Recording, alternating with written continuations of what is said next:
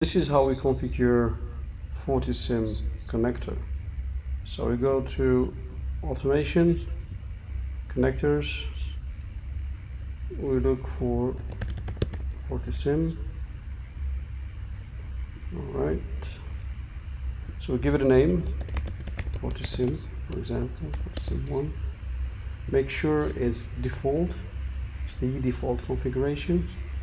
Then we put the URL for FortiSIEM, and this is 10.0.1.5.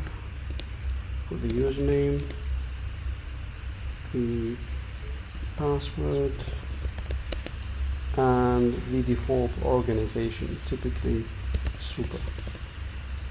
Right, make sure SSL is verification is disabled, because FortiSIEM has a self-signed certificate.